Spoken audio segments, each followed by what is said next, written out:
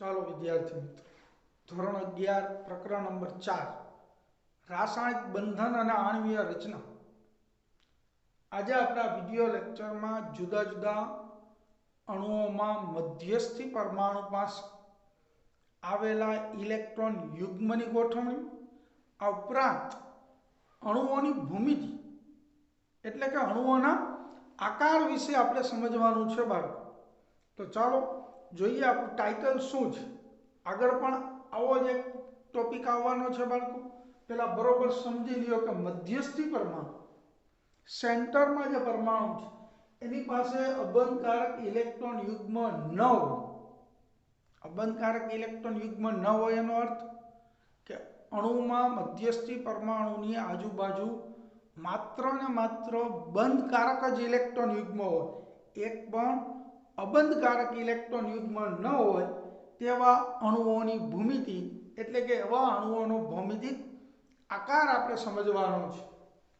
ચાલો તો સૌથી પહેલા આપણે મૌખિક ચર્ચા કરી લઈએ અને બરાબર જો પ્રેક્ટિકલી પણ તમને હું કહું છું કે અવકાશની અંદર 3 ડાયમેન્શનમાં જો બે બંધકારક જ, અબંધકારક તો ઇલેક્ટ્રોન યુગ્મ છે જ નહીં, એટલા માટે ઇલેક્ટ્રોન યુગ્મની ગોઠવણી જે શેપમાં, જે આકારમાં થાય એવો જ આકાર અણુનો પણ હોય. આ રેખીય રેખીય, સમતલીય ત્રિકોણ સમતલીય ત્રિકોણ, સમચતુષ્ફલકીય સમચતુષ્ફલકીય, ત્રિકોણીય દ્વિપિરામિડ તો અણુનો આકાર પણ ત્રિકોણીય દ્વિપિરામિડ, અષ્ટફલકીય તો અહીંયા પણ અણુનો આકાર પણ કેવો હોય બાળકો, તો કે એ પણ અષ્ટફલકીય જ હોય. ક્લિયર? કેમ એવું? ઇલેક્ટ્રોન યુગ્મની ગોઠવણી સમજી લ્યો પહેલા. અને અણુની ભૂમિતિ બંને સમાન ત્યારે જો કે જો અણુમાં મધ્યસ્થી પરમાણુ પાસે માત્ર ને માત્ર જેટલા ઇલેક્ટ્રોન યુગ્મ હોય એ બધા જ બંધકારક હોય. એક પણ ઇલેક્ટ્રોન યુગ્મ અબંધકારક આવેલું ન હોવું જોઈએ, ત્યારે જ આવું શક્ય બનશે. તો પ્રશ્ન થશે મનમાં કે બંધકારક ને અબંધકારક બંને યુગ્મ હોય તો જો આપણે એના માટે આગળના વિડિયો લેક્ચરમાં શીખીશું. અત્યારે માત્ર બંધકારક ઇલેક્ટ્રોન યુગ્મ હોય એટલે કે અબંધકારક ઇલેક્ટ્રોન યુગ્મ ન હોય તો ઇલેક્ટ્રોન યુગ્મની ગોઠવણી અને આણ્વીય ભૂમિતિ આ બંને સમાન મળવાની છે. રેડી? તો ચાલો આપણે પહેલા વિચારી લઈએ કે આ બિંદુએ કોઈ એક મધ્યસ્થી પરમાણુ છે ને એની પાસે બે જ બંધકારક ઇલેક્ટ્રોન યુગ્મ આવેલ છે. કેટલા? માત્ર બે જ બંધકારક ઇલેક્ટ્રોન યુગ્મ ધરાવતી આ કક્ષક છે. આ એક બંધકારક ઇલેક્ટ્રોન યુગ્મ ધરાવતી રેડ અને આ બ્લુ કલરની પેન છે એ બીજી બંધકારક ઇલેક્ટ્રોન યુગ્મ ધરાવતી કક્ષક છે એમ માની લઈએ. તો હવે તમે જ વિચારો બાળકો, વીએસીપીએસ સિદ્ધાંતની અભિધારણામાં આપણે એવું શીખી ગયા છીએ કે ઇલેક્ટ્રોન યુગ્મ વચ્ચે હંમેશા અપાકર્ષણ હોય. અને અપાકર્ષણ હોય, તમને પેલું ચુંબકનું ઉદાહરણ પણ આપ્યું હતું કે ચુંબકના બે સમાન ચુંબકીય દ્વિધ્રુવો અને નજીક લઈ આવો, નોર્થ નોર્થ કે સાઉથ સાઉથ, તો એ દૂર ભાગે છે. પણ ક્યાં સુધી? અનંત અંતરે દૂર હાઈલા જ ન રાખે. પરંતુ જ્યારે એમની વચ્ચેનું અપાકર્ષણ બળ ન્યૂનતમ બને, ઓછામાં ઓછું બને, તો આ બે કક્ષકો અવકાશમાં મેક્સિમમ દૂર કેવી રીતના થઈ શકે? તો કે આ સિવાય તમને આગળ પણ કીધું હતું, આ 90નો ખૂણો થયો. આમ જાઓ, કોઈ પણ રીતના તમે જઈશો આમ, બરાબર, કોઈ પણ કક્ષકને ફેરવી લ્યો, બરાબર, તો 180 અંશના ખૂણે હોય. કેટલા અંશના ખૂણે? 180 અંશના ખૂણે. એટલે કે બે કક્ષક સીધી રેખામાં, અહીંયા કોઈ પરમાણુ એ હોય, અહીંયા બી હોય ને અહીંયા બી હોય, તો 180 સીધી રેખા એટલે ઇલેક્ટ્રોન યુગ્મ એક અહીંયા એક અહીંયા, એટલે એ સીધી રેખામાંથી. ક્લિયર? અહીંયા એ બંધકારક ઇલેક્ટ્રોન યુગ્મ સાથે પરમાણુ જોડી દો કોઈ બી, તો અણુનો આકાર પણ એવો જ હોય. એટલે બે ઇલેક્ટ્રોન યુગ્મ હોય અને બંને બંધકારક હોય તો કોઈ વિચારવાની જરૂર નથી, એ બે સીધી રેખામાં ગોઠવાય. અર્થાત એવા અણુનો આકાર, એવા અણુની ભૂમિતિ એ રેખીય બને છે. ક્લિયર? અને ઇલેક્ટ્રોન યુગ્મની ગોઠવણી પણ રેખીય જ હોય. તો ચાલો આપણે જોઈએ પહેલું કે જો ઇલેક્ટ્રોન યુગ્મની સંખ્યા, આ બધા કેવા છે? Bonding pair of electrons.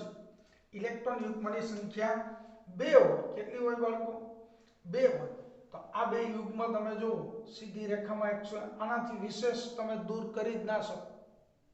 તો એનો ખૂણો નજીક આવતા જાય ઇલેક્ટ્રોન યુગ્મ તો અપાકર્ષણ વધતું જાય. ક્લિયર? અહીંયા હવે ઇલેક્ટ્રોન યુગ્મની જગ્યાએ કોઈ પરમાણુ જોડાઈ જાય તો એ અણુનો આકાર રેખીય એના ઉદાહરણમાં છે બરાબર BeCl2 અને HgCl2.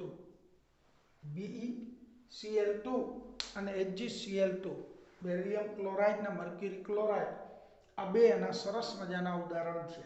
હવે વાત 2 થી આગળ વધીએ કે ધારો કે 3 ઇલેક્ટ્રોન યુગ્મ છે, આપણે એવું માની લઈએ બરાબર, મધ્યસ્થી પરમાણુ અને ત્રણેય બંધકારક છે. તો આ ત્રણેય તમે ગમે એમ ગોઠવણી કરશો, ક્લિયર, આમ તેમ બરાબર, 360 નું પરિભ્રમણ હોય બળકો, તો સ્વાભાવિક છે વિદ્યાર્થી મિત્રો કે 3 ઇલેક્ટ્રોન યુગ્મ હોય તો એ 120 આ જગ્યાએ મધ્યસ્થી પરમાણુ છે 120, પછી તમે એને આમ લઈ આવો તો નજીક આવતા જાય તો અપાકર્ષણ વધતું જાય, આમ જાઓ તો એ ખૂણો કેવો થશે 120 કરતા ઓછો, અને આ 120 ના ખૂણે ગોઠવણી પામશે 120, અને એ બધા બિંદુને જોડો બરાબર, અને આ છેડાને જોડો અહીંથી આમ આ બાજુથી અને આ બાજુથી, એટલે અણુની ભૂમિતિ સમતલીય ત્રિકોણ. ત્રિકોણ હંમેશા સમતલીય જ હોય, ખ્યાલ આવે? ટૂંકમાં ત્રિકોણીય આકાર બને છે. ચાલો, તો 3 ઇલેક્ટ્રોન યુગ્મ જે અણુમાં મધ્યસ્થી પરમાણુ પાસે આવેલો હોય તો એ ત્રણેય 120 ના ખૂણે મેક્સિમમ દૂર ગોઠવણી પામે છે, એટલે એમનો આકાર કેવો બને છે ઇલેક્ટ્રોન યુગ્મની ગોઠવણીનો સમતલીય ત્રિકોણ. અણુનો આકાર અહીંયા પરમાણુ બંધથી જોડી દીધા આપણે, એટલે એ પણ સમતલીય ત્રિકોણ હોય. અને એનું સરસ મજાનું ઉદાહરણ છે BF3 બોરોન ટ્રાઇફ્લોરાઇડ. આ અણુનો આકાર સમતલીય ત્રિકોણ હોય છે. ક્લિયર? ચાલો પછી ઉલટું પણ વિચારીએ, આમાંથી ઘણા બધા MCQ પૂછાશે. કેવા MCQ પૂછાય? આપણે બે જોયા ઉદાહરણ, 2 યુગ્મ, 3 યુગ્મ, 4, 5 ને 6 સુધી જવાનું છે. પણ પહેલા આપણે પછી MCQ પણ જોઈએ. તમને એમ પૂછી નાખે કે જો કોઈ અણુમાં મધ્યસ્થી પરમાણુ પાસે માત્ર 3 બંધકારક જ ઇલેક્ટ્રોન યુગ્મ આવેલ હોય તો એ અણુની ભૂમિતિ જણાવો. બરાબર, તો તમારે વિચારવાનું 3 યુગ્મ છે એ અવકાશમાં સમતલીય ત્રિકોણ શેપમાં જ ગોઠવાય, બંધકારક હોય તો જ બોલું છું બરાબર, તો એનો આકાર સમતલીય ત્રિકોણ હોય. અથવા એમ કે BF3 અણુનો આકાર કેવો છે, તો બોરોનની ઇલેક્ટ્રોન રચના લખવાની, 3 ફ્લોરિન જોડવાના, અને એની પાસે કેટલા ઇલેક્ટ્રોન યુગ્મ છે એ પણ તમારે વિચારવાનું. ક્લિયર? ચાલો આપણે એક ઉદાહરણ જોઈએ બોરોનનું. અહીંયા બોરોનનો પરમાણુ ક્રમાંક 5, 1s2 2s2 2px, hydrogen, helium, lithium, beryllium ને બોરોન. ક્લિયર? તો 4 ને 5, તો આપણે એમ થાય કે બાહ્ય કક્ષામાં 2, તો ઉત્તેજિત અવસ્થામાં આ 3 થઈ જાય. આ 3 ફ્લોરિન હોય, ફ્લોરિનનો પરમાણુ ક્રમાંક 9. જો હું વિચારશો ને 1s2 2s2 2p9 2px 2py 2pz 2 ને 2 4 ને 2 6 ને 8 ને 9, તો એની બાહ્ય કક્ષામાં કેટલા છે 7. એમાં 3 પેર છે અબંધારક. આપણે તો મધ્યસ્થી જોવાનું, તો બોરોન મધ્યસ્થી એક ફ્લોરિન આયરે ભાગીદારી કરે. ક્લિયર? આ રીતના લૂઈસ બિંદુની રૂપમાં અહીંયા જોઈએ, આ મધ્યસ્થી થયું. અન્ડરસ્ટેન્ડ? તો 3 બંધકારક જ છે યુગ્મ. તો પછી એ તો સમતલીય ત્રિકોણ આકારે જ ગોઠવાય, એટલે અણુનો આકાર ખ્યાલ આવી જાય. તમને આવા પ્રશ્ન પણ પૂછી શકે છે. ક્લિયર? તો આપણે આ ભાન પડવી જરૂરી છે ભાઈ. ખાસ તો MCQ માટે જુદી જુદી કોમ્પિટિટિવ એક્ઝામમાં તમને આ ટાઈપના MCQ, અણુની ભૂમિતિ જણાવો, ઇલેક્ટ્રોન યુગ્મની ગોઠવણી, અથવા તો એનું ઉદાહરણ ઉપરથી અણુની ભૂમિતિ, એમાં રહેલા ઇલેક્ટ્રોન યુગ્મની સંખ્યા, ગમે તેમ MCQ બની શકે છે. આ ટેબલ, આ કોષ્ટક ખાસ કરવાનું છે, લખવાનું છે, વિચારવાનું પણ છે. ચાલો, હવે 4 યુગ્મ હોય, ઇલેક્ટ્રોન યુગ્મની સંખ્યા 4 હોય, 4 એ 4 બંધકારક હોય, તો અવકાશમાં તમને એમ થાય સાહેબ 90 અંશના ખૂણે આ રીતના ગોઠવણી પામે. ક્લિયર? તો આ ચોરસ થઈ જાય. એક જ મિનિટ બાળકો, ખ્યાલ આવ્યો? આને જોડો એટલે ચોરસ બને, પણ એ 90 નો ખૂણો થાય. એના કરતાં પણ હજી દૂર શક્ય છે. આપણે શું કીધું હતું? ઇલેક્ટ્રોન યુગ્મ મેક્સિમમમાં મેક્સિમમ દૂર જવાનો એનો પ્રયત્ન હોય છે. ક્લિયર? તો 3 આ રીતના ગોઠવાય. જોઈજો અહીંયા હું ટ્રાય કરું જ છું. અને ચોથું યુગ્મ આ રીતના આ શેપ ત્રિકોણ શેપમાં હોય, બરાબર. એટલે આને તમે અહીંથી જોડો ને, આમ અહીંથી આમ આ બાજુથી આને જોડશો તો એને સમચતુષ્ફલકીય શેપ કહેવાય. અને ખૂણો 109 અંશ 109.5 અંશનો જોવા મળશે. કેટલો ખૂણો જોવા મળશે? મેક્સિમમ દૂર તમે જોઈ લો 4 યુગ્મ છે બાળકો, તો યસ 4 ઇલેક્ટ્રોન યુગ્મ આવેલા છે. અને ત્યાં પણ આપણે જોઈએ તો આ નીચેના 3 યુગ્મ છે, એક સમતલમાં છે, ત્રિકોણમાં આ રીતના. એક યુગ્મ અહીંયા, એક અહીંયા અને એક અહીંયા. અને ઉપર પરમાણુ છે મધ્યસ્થી, એની ઉપર એક યુગ્મ છે. રેડી? અને એને જોડો એટલે 109 અંશ 109.5 અંશના ખૂણાની અણુનો ઇલેક્ટ્રોન યુગ્મની ગોઠવણી સમચતુષ્ફલકીય. અપ્રત અણુનો આકાર સમચતુષ્ફલકીય. એના ઉદાહરણમાં મિથેનનો અણુ, ammonium ion NH4+, ammonia NH4+. Clear? એટલે આ અણુઓ અણુ છે ને આયન છે એ સમચતુષ્ફલકીય હોય. હવે એવી જ રીતના 5 ઇલેક્ટ્રોન યુગ્મ આવેલા હોય. કેટલા? અને 5 બંધકારક હોય. આ જ છે બીજો ભાગ. ક્લિયર? ઇલેક્ટ્રોન યુગ્મની સંખ્યા, ઇલેક્ટ્રોન યુગ્મની ગોઠવણી અને જેમ આણ્વીય ભૂમિતિનું ઉદાહરણ. 5 ઇલેક્ટ્રોન યુગ્મ અવકાશમાં કેમ ગોઠવણી પામે? તો કે 5 યુગ્મ છે બાળકો એ અવકાશમાં ત્રિકોણીય દ્વિપિરામિડ આ રીતના એક સમતલમાં ત્રિકોણ રચાય છે. ક્લિયર? આ ત્રિકોણ છે. આમ તમે અત્યારે સામેથી જોવો છો. ઓકે બાળકો. પછી એક આ બાજુ હોય અને આ છે ને એ પાછું આની હારે આમ જોડી દેવાનું, એટલે ત્રિકોણની ઉપર, બરાબર, પિરામિડ છે. જો આ 3 આંગળા જોઈજો બાળકો. હું આને ઊભું કરી દઉં છું. થઈ ગયું? આ ત્રિકોણની ઉપરનું એક પિરામિડ. અહીંથી આમ જોડો, અહીંથી આમ જોડો તો એ શું થયું? ખ્યાલ આવ્યો કહેવાનો અર્થ? અહીંયા એક પિરામિડ બન્યું, ત્રિકોણની ઉપર પિરામિડ, અને એક નીચે પિરામિડ બનશે બાળકો આ રીતના. ખ્યાલ આવ્યો? અહીંથી આમ જોડી દેશો એટલે એને કહેવાય ત્રિકોણીય દ્વિપિરામિડ. અને એનાથી મેક્સિમમ દૂર રહીને આ 120ના ખૂણા હોય આ ત્રિકોણના. ઉપર આ કાટખૂણો થાય બાળકો. ઉપર જે છે એ અહીંથી આ લંબ હોય, તમે જોઈ શકો છો, 90 અંશનો ખૂણો હોય. એટલે બે ખૂણા 90 ના હોય, આ અને આ. ક્લિયર? આની સાથેના. બાકી 120ના ખૂણા પણ જોવા મળે છે. ચાલો, તો હજી એમના તો આ 3 આંગળા જે ભેગા થાય ત્યાં ત્રિકોણના 3 યુગ્મ છે. ક્લિયર? અને ઉપરની ટોચ ઉપર એક યુગ્મ ને એક નીચે યુગ્મ છે. અહીંયા ત્રિકોણ છે, અહીંથી આમ વિચારી લ્યો તો એ થયો ત્રિકોણીય દ્વિપિરામિડ. એક પિરામિડ ઉપર છે અને એક પિરામિડ નીચે છે. આવું ખ્યાલ આવ્યો બાળકો? તો એને કહેવાય ત્રિકોણીય દ્વિપિરામિડ. બસ ઇલેક્ટ્રોન યુગ્મ 5, 1 2 3 4 5. જ્યાં તમે કોઈ પરમાણુ જોડી દઈશો તો એ થઈ જશે, બરાબર, અણુની ભૂમિતિ. અને એનું સરસ મજાનું જે આપણે ઉદાહરણ જોવાનું છે. અહીંયા આપણે જોઈએ તો ઇલેક્ટ્રોન યુગ્મની સંખ્યા 5 છે. ત્રિકોણીય દ્વિપિરામિડ, અણુનો આકાર એ ત્રિકોણીય દ્વિપિરામિડલ છે.